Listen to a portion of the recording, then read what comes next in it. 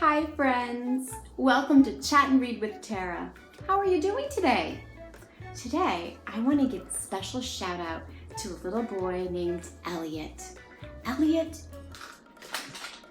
do you like dinosaurs?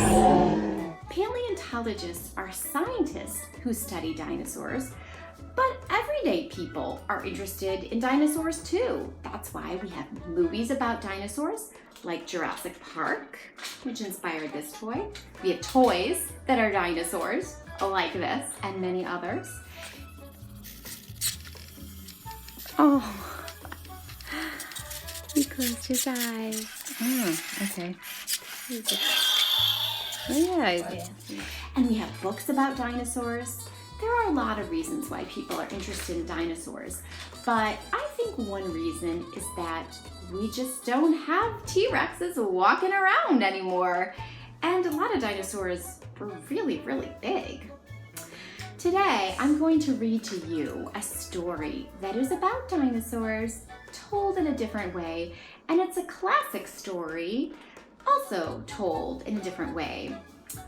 Goldilocks. Do you know that story of Goldilocks?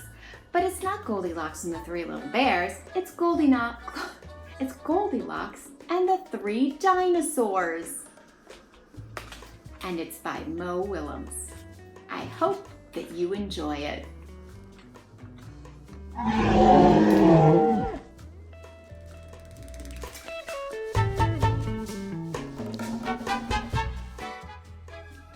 Goldilocks and the Three Dinosaurs, as retold by Mo Willems.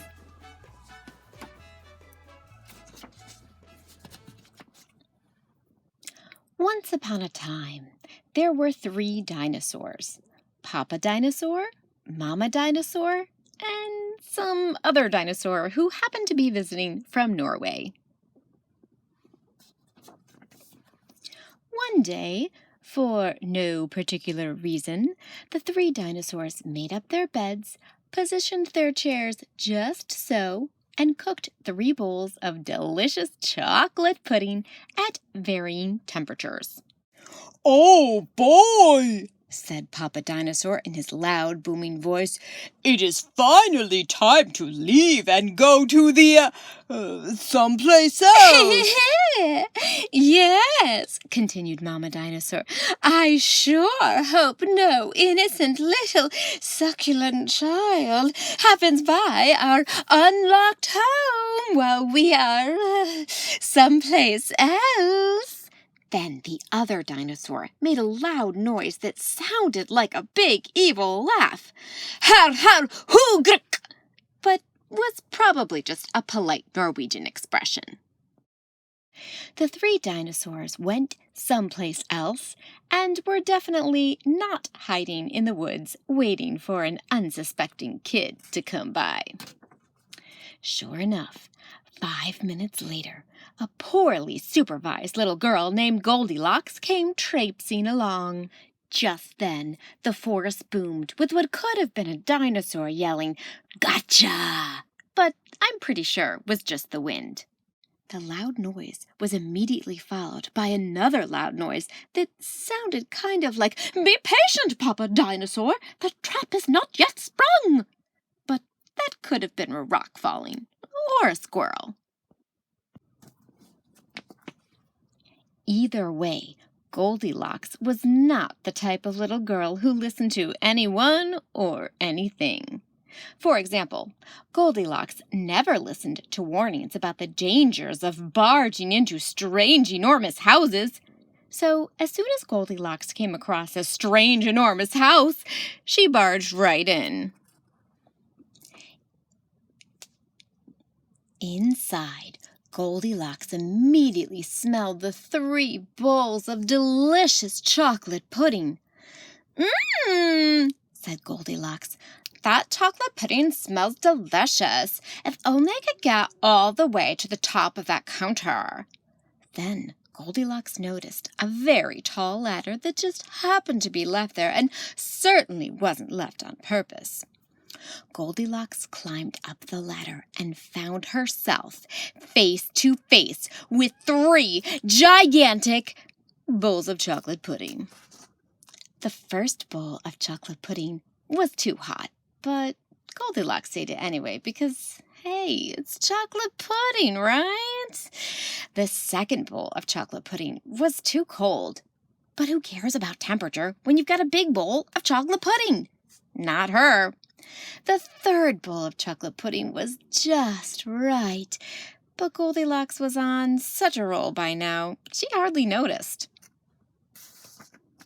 Soon, Goldilocks was stuffed like one of those delicious chocolate-filled little girl bonbons, which, by the way, are totally not the favorite things in the whole world for hungry dinosaurs.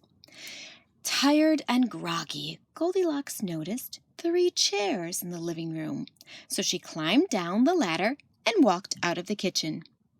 The first chair was too tall. The second chair was too tall. But the third chair was too tall. Goldilocks wasn't going to climb that high just to sit in some chair, so she hiked over to the bedroom. When she got there, Goldilocks noticed that the beds were also gigantically big. "What's going on around here?" groaned the exhausted girl.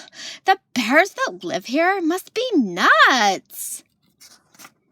Just then, the room filled with a loud, booming noise that was either a passing truck or a dinosaur gloating. "A few more minutes and she'll be asleep. Delicious chocolate-filled little girl bonbons are yummier when they're rusted." Even a little girl who never listens to anyone or anything had to hear that. Goldilocks took a minute to stop and think, which was longer than she was used to stopping and thinking. "Hey," she told herself, "this isn't some bear's house. This is some dinosaur's house." Say what you like about Goldilocks, but she was no fool. As quickly as she could, she ran to the back door and got out of there. Just then, a loud plane flew by, which sounded pretty much like a trio of dinosaurs yelling, "No!" or "Charge!" or the Norwegian expression for "Chewy bonbon time!" Suddenly, and completely coincidentally, the 3 dinosaurs rushed through the front door. But they were too late. Goldilocks was gone, and all that was left in the house were 3 disappointed dinosaurs. The end. And the moral is, if you ever find yourself in the wrong story, leave! And the moral for dinosaurs is, lock the back door! And now, the story's really over. The end. Thanks so much for sharing this story with me. Please like and subscribe.